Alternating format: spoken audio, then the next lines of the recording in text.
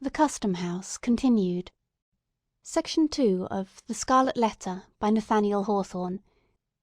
I doubt greatly, or rather I do not doubt at all, whether any public functionary of the United States, either in the civil or military line, has ever had such a patriarchal body of veterans under his orders as myself.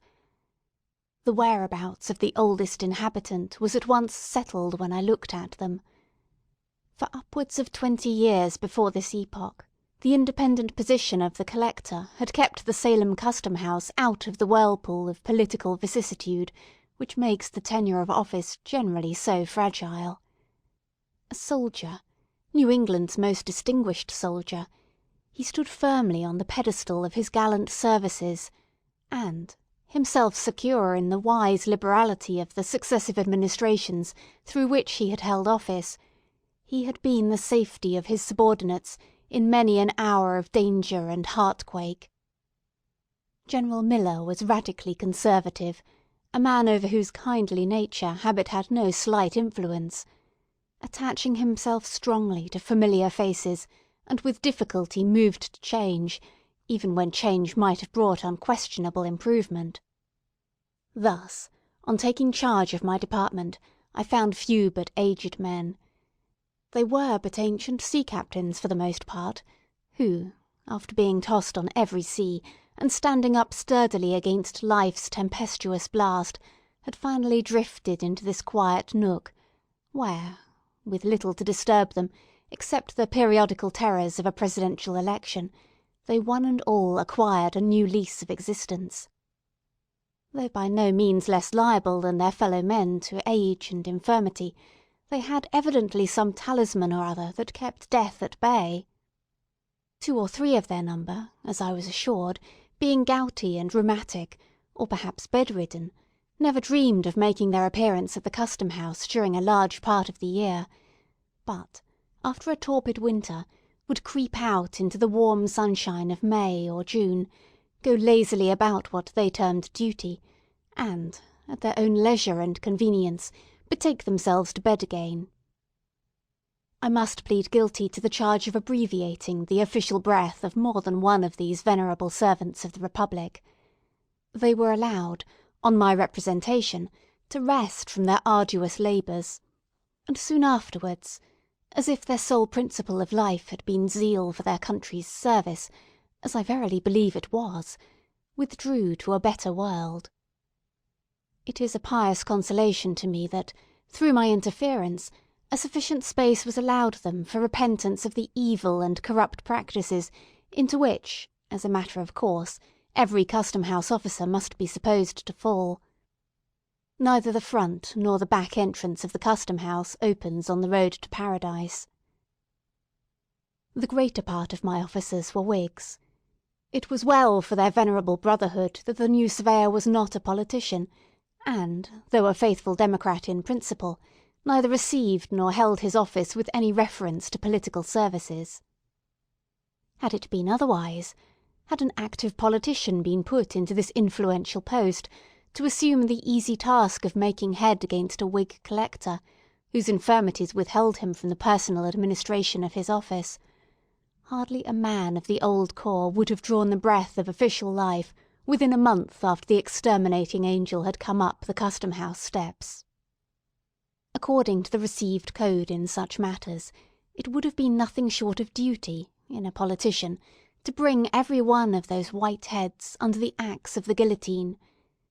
It was plain enough to discern that the old fellows dreaded some such discourtesy at my hands.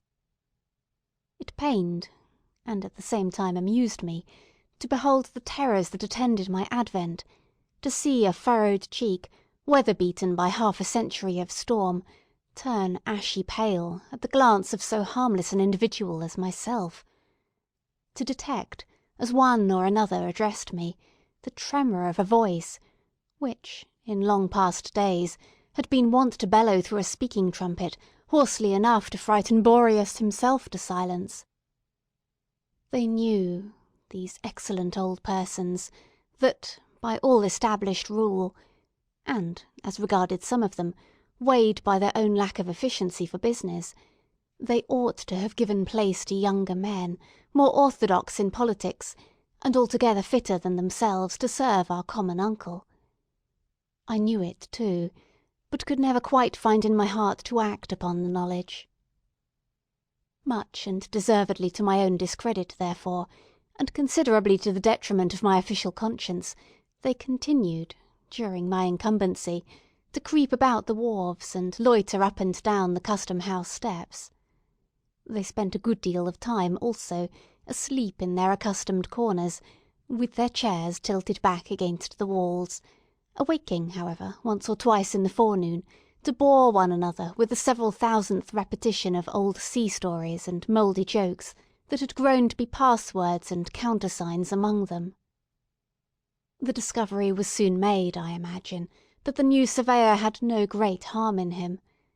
So, with lightsome hearts and the happy consciousness of being usefully employed, in their own behalf at least, if not for our beloved country, these good old gentlemen went through the various formalities of office.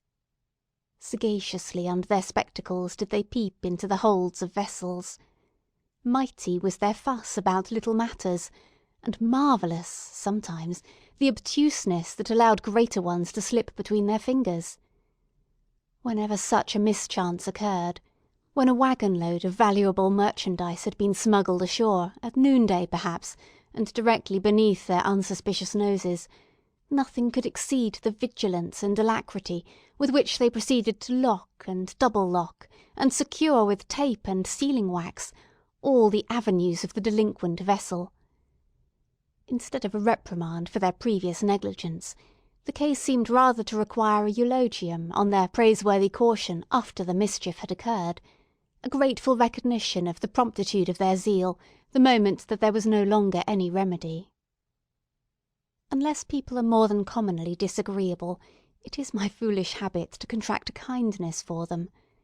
The better part of my companion's character, if it have a better part, is that which usually comes uppermost in my regard, and forms the type whereby I recognise the man. As most of these old custom-house officers had good traits, and as my position in reference to them, being paternal and protective, was favourable to the growth of friendly sentiments, I soon grew to like them all.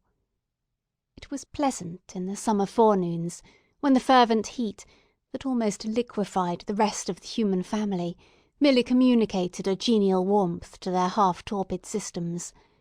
It was pleasant to hear them chatting in the back entry, a row of them all tipped against the wall as usual, while the frozen witticisms of past generations were thawed out, and came bubbling with laughter from their lips. Externally, the jollity of aged men has much in common with the mirth of children. The intellect, any more than a deep sense of humour, has little to do with the matter. It is, with both, a gleam that plays upon the surface, and imparts a sunny and cheery aspect alike to the green branch and grey, mouldering trunk. In one case, however, it is real sunshine; in the other it more resembles the phosphorescent glow of decaying wood. It would be sad injustice, the reader must understand, to represent all my excellent old friends as in their dotage. In the first place, my coadjutors were not invariably old. There were men among them in their strength and prime, of marked ability and energy, and altogether superior to the sluggish and dependent mode of life on which their evil stars had cast them. Then, moreover, the white locks of age were sometimes found to be the thatch of an intellectual tenement in good repair. But, as respects the majority of my corps of veterans, there will be no wrong done if I characterise them generally as a set of wearisome old souls, who had gathered nothing worth preservation from their varied experience of life. They seemed to have flung away all the golden grain of practical wisdom which they had enjoyed so many opportunities of harvesting, and most carefully to have stored their memory with the husks.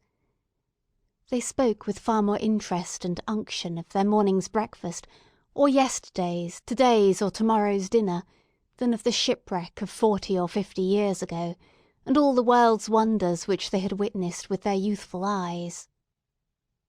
The father of the custom-house, The patriarch not only of this little squad of officials, but, I am bold to say, of the respectable body of tide waiters all over the United States, was a certain permanent inspector. He might truly be termed a legitimate son of the revenue system, dyed in the wool, or rather born in the purple, since his sire, a revolutionary colonel, and formerly collector of the port, had created an office for him, and appointed him to fill it, at a period of the early ages which few living men can now remember. This inspector, when I first knew him, was a man of 80 years or thereabouts, and certainly one of the most wonderful specimens of wintergreen that you would be likely to discover in a lifetime's search. With his florid cheek, his compact figure smartly arrayed in a bright buttoned blue coat, his brisk and vigorous step, and his hale and hearty aspect, altogether he seemed, not young indeed, but a kind of new contrivance of Mother Nature in the shape of man, whom age and infirmity had no business to touch. His voice and laugh, which perpetually re-echoed through the custom-house, had nothing of the tremulous quaver and cackle of an old man's utterance. They came strutting out of his lungs, like the crow of a cock or the blast of a clarion. Looking at him merely as an animal, and there was very little else to look at, he was a most satisfactory object, from the thorough healthfulness and wholesomeness of his system, and his capacity, at that extreme age, to enjoy all, or nearly all, the delights which he had ever aimed at or conceived of. The careless security of his life in the custom-house, on a regular income, and with but slight and infrequent apprehensions of removal, had no doubt contributed to make time pass lightly over him. The original and more potent causes, however, lay in the rare perfection of his animal nature, the moderate proportion of intellect, and the very trifling admixture of moral and spiritual ingredients, these latter qualities, indeed, being in barely enough measure to keep the old gentleman from walking on all fours. He possessed no power of thought, no depth of feeling, no troublesome sensibilities, nothing, in short, but a few commonplace instincts, which, aided by the cheerful temper which grew inevitably out of his physical well-being, did duty very respectably, and to general acceptance, in lieu of a heart. He had been the husband of 3 wives, all long since dead, the father of 20 children, most of whom, at every age of childhood or maturity, had likewise returned to dust. Here, one would suppose, might have been sorrow enough to imbue the sunniest disposition through and through with a sable tinge. Not so with our old inspector. One brief sigh sufficed to carry off the entire burden of these dismal reminiscences. The next moment he was as ready for sport as any unbreeched infant, far readier than the collector's junior clerk, who, at 19 years, was much the elder and graver man of the two. I used to watch and study this patriarchal personage with, I think, livelier curiosity than any other form of humanity there presented to my notice. He was, in truth, a rare phenomenon, so perfect, in one point of view, so shallow, so delusive, so impalpable, such an absolute nonentity in every other. My conclusion was that he had no soul, no heart, no mind, nothing, as I have already said, but instincts, and yet, withal, so cunningly had the few materials of his character been put together that there was no painful perception of deficiency, but, on my part, an entire contentment with what I found in him. It might be difficult, and it was so, to conceive how he should exist hereafter, so earthly and sensuous did he seem. But surely his existence here, admitting that it was to terminate with his last breath, had been not unkindly given, with no higher moral responsibilities than the beasts of the field, but with a larger scope of enjoyment than theirs, and with all their blessed immunity from the dreariness and duskiness of age. One point in which he had vastly the advantage over his 4-footed brethren was his ability to recollect the good dinners which it had made no small portion of the happiness of his life to eat. His gourmandism was a highly agreeable trait, and to hear him talk of roast meat was as appetizing as a pickle or an oyster.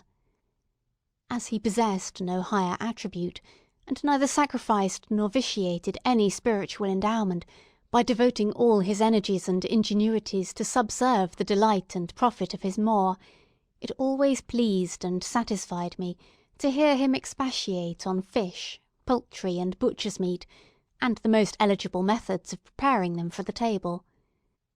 His reminiscences of good cheer, however ancient the date of the actual banquet, seemed to bring the savour of pig or turkey under one's very nostrils. There were flavours on his palate that had lingered there not less than 60 or 70 years, and were still apparently as fresh as that of the mutton chop which he had just devoured for his breakfast. I have heard him smack his lips over dinners, every guest at which, except himself, had long been food for worms. It was marvellous to observe how the ghosts of bygone meals were continually rising up before him, not in anger or retribution, but as if grateful for his former appreciation, and seeking to repudiate an endless series of enjoyment, at once shadowy and sensual. A tenderloin of beef, a hind quarter of veal, a spare rib of pork, a particular chicken, or a remarkably praiseworthy turkey, which had perhaps adorned his board in the days of the elder Adams, would be remembered, while all the subsequent experience of our race, and all the events that brightened or darkened his individual career, had gone over him with as little permanent effect as the passing breeze. The chief tragic event of the old man's life, so far as I could judge, was his mishap with a certain goose, which lived and died some 20 or 40 years ago, a goose of most promising figure, but which, at table, proved so inveterately tough that the carving knife would make no impression on its carcass, and it could only be divided with an axe and handsaw. But it is time to quit this sketch, on which, however, I should be glad to dwell at considerably more length, because of all men whom I have ever known, this individual was fittest to be a custom-house officer. Most persons, owing to causes which I may not have space to hint at, suffer moral detriment from this peculiar mode of life. The old inspector was incapable of it, and, were he to continue in office to the end of time, would be just as good as he was then, and sit down to dinner with just as good an appetite. There is one likeness, without which my gallery of custom-house portraits would be strangely incomplete, but which my comparatively few opportunities for observation enable me to sketch only in the merest outline. It is that of the collector, our gallant old general, who, after his brilliant military service, subsequently to which he had ruled over a wild western territory, had come hither, 20 years before, to spend the decline of his varied and honourable life. The brave soldier had already numbered, nearly or quite, his 80 years and 10, and was pursuing the remainder of his earthly march, burdened with infirmities which even the martial music of his own spirit-stirring recollections could do little towards lightening. The step was palsied now, that had been foremost in the charge. It was only with the assistance of a servant, and by leaning his hand heavily on the iron balustrade, that he could slowly and painfully ascend the custom-house steps, and, with a toilsome progress across the floor, attain his customary chair by the fireplace. There he used to sit, gazing with a somewhat dim serenity of aspect at the figures that came and went, amid the rustle of papers, the administering of oaths, the discussion of business, and the casual talk of the office, all which sounds and circumstances seemed but indistinctly to impress his senses, and hardly to make their way into his inner sphere of contemplation. His countenance, in this repose, was mild and kindly. If his notice was sought, an expression of courtesy and interest gleamed out upon his features, proving that there was light within him, and that it was only the outward medium of the intellectual lamp that obstructed the rays in their passage. The closer you penetrated to the substance of his mind, the sounder it appeared. When no longer called upon to speak or listen, either of which operations cost him an evident effort, his face would briefly subside into its former not uncheerful quietude. It was not painful to behold this look, for, though dim, it had not the imbecility of decaying age. The framework of his nature, originally strong and massive, was not yet crumpled into ruin. To observe and define his character, however, under such disadvantages, was as difficult a task as to trace out and build up anew, in imagination, an old fortress like Ticonderoga, from a view of its grey and broken ruins. Here and there, perchance, the walls may remain almost complete, but elsewhere may be only a shapeless mound, cumbrous with its very strength, and overgrown, through long years of peace and neglect, with grass and alien weeds. Nevertheless, looking at the old warrior with affection—for, slight as was the communication between us, my feeling towards him, like that of all bipeds and quadrupeds who knew him, might not improperly be termed so—I could discern the main points of his portrait.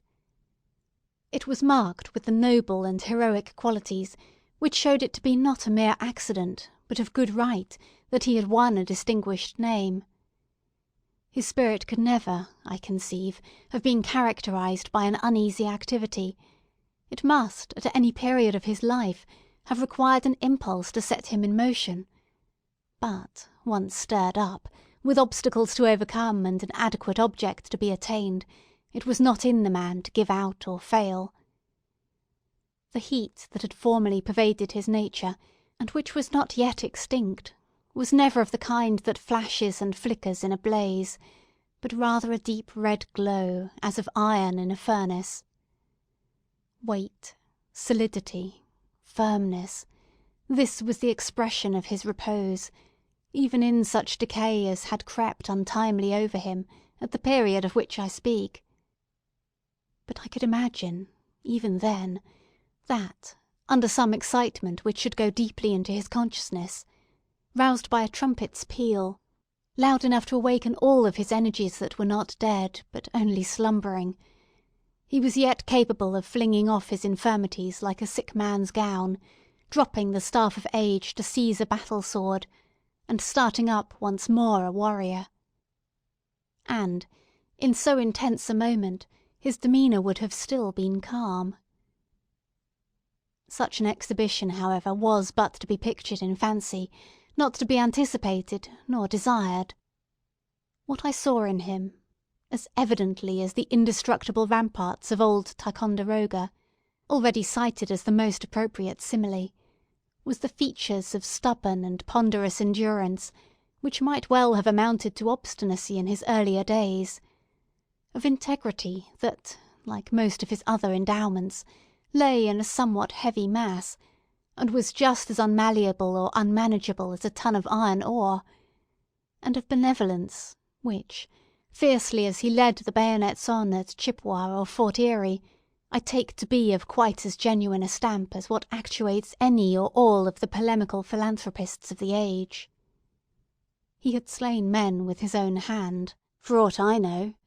Certainly they had fallen like blades of grass at the sweep of the scythe before the charge to which his spirit imparted its triumphant energy. But, be that as it might, there was never in his heart so much cruelty as would have brushed the down off a butterfly's wing. I have not known the man to whose innate kindliness I would more confidently make an appeal. Many characteristics, and those too which contribute not the least forcibly to impart resemblance in a sketch, must have vanished or been obscured before I met the General. All merely graceful attributes are usually the most evanescent, nor does nature adorn the human ruin with blossoms of new beauty that have their roots and proper nutriment only in the chinks and crevices of decay, as she sows wallflowers over the ruined fortress of Ticonderoga. Still, even in respect of grace and beauty, there were points well worth noting. A ray of humour, now and then, would make its way through the veil of dim obstruction, and glimmer pleasantly upon our faces. A trait of native elegance, seldom seen in the masculine character after childhood or early youth, was shown in the general's fondness for the sight and fragrance of flowers. An old soldier might be supposed to prize only the bloody laurel on his brow, but here was one who seemed to have a young girl's appreciation of the floral tribe. There, beside the fireplace, the brave old general used to sit, while the surveyor, though seldom, when it could be avoided, taking upon himself the difficult task of engaging him in conversation, was fond of standing at a distance and watching his quiet and almost slumberous countenance. He seemed away from us, although we saw him but a few yards off, remote, though we passed close beside his chair, unattainable, though we might have stretched forth our hands and touched his own. It might be that he lived a more real life within his thoughts than amid the unappropriate environment of the collector's office. The evolutions of the parade, the tumult of the battle, the flourish of old heroic music heard 30 years before, such scenes and sounds, perhaps, were all alive before his intellectual sense. Meanwhile, the merchants and shipmasters, the spruce clerks and uncouth sailors, entered and departed. The bustle of this commercial and custom-house life kept up its little murmur round about him, and neither with the men nor their affairs did the general appear to sustain the most distant relation. He was as much out of place as an old sword, now rusty, but which had flashed once in the battle's front, and showed still a bright gleam along its blade, would have been among the inkstands, paper folders, and mahogany rulers on the deputy collector's desk. There was one thing that much aided me in renewing and recreating the stalwart soldier of the Niagara frontier, the man of true and simple energy. It was the recollection of those memorable words of his, "I'll try, sir," spoken on the very verge of a desperate and heroic enterprise, and breathing the soul and spirit of New England hardihood, comprehending all perils, and encountering all. If, in our country, valour were rewarded by heraldic honour, this phrase, which it seems so easy to speak, but which only he, with such a task of danger and glory before him, has ever spoken, would be the best and fittest of all mottos for the general's shield of arms. It contributes greatly towards a man's moral and intellectual health to be brought into habits of companionship with individuals unlike himself, who care little for his pursuits, and whose sphere and abilities he must go out of himself to appreciate. The accidents of my life have often afforded me this advantage, but never with more fulness and variety than during my continuance in office. There was one man especially, the observation of whose character gave me a new idea of talent. His gifts were emphatically those of a man of business, prompt, acute, clear-minded, with an eye that saw through all perplexities, and a faculty of arrangement that made them vanish as if by the waving of an enchanter's wand. Bred up from boyhood in the custom-house, it was his proper field of activity, and the many intricacies of business, so harassing to the interloper, presented themselves before him with the regularity of a perfectly comprehended system. In my contemplation he stood as the ideal of his class. He was, indeed, the custom-house in himself, or, at all events, the mainspring that kept its variously revolving wheels in motion, for, in an institution like this, where its officers are appointed to subserve their own profit and convenience, and seldom with a leading reference to their fitness for the duty to be performed, they must perforce seek elsewhere the dexterity which is not in them. Thus, by an inevitable necessity, as a magnet attracts steel filings, so did our man of business draw to himself the difficulties which everybody met with. With an easy condescension, and kind forbearance towards our stupidity, which, to his order of mind, must have seemed little short of crime, would he, forthwith, by the merest touch of his finger, make the incomprehensible as clear as daylight. The merchants valued him not less than we, his esoteric friends. His integrity was perfect. It was a law of nature with him, rather than a choice or a principle, nor can it be otherwise than the main condition of an intellect so remarkably clear and accurate as his, to be honest and regular in the administration of affairs.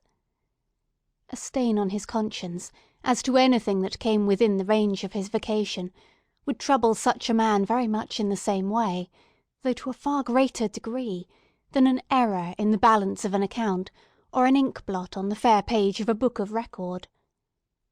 Here, in a word, and it is a rare instance in my life, I had met with a person thoroughly adapted to the situation which he held. Section 3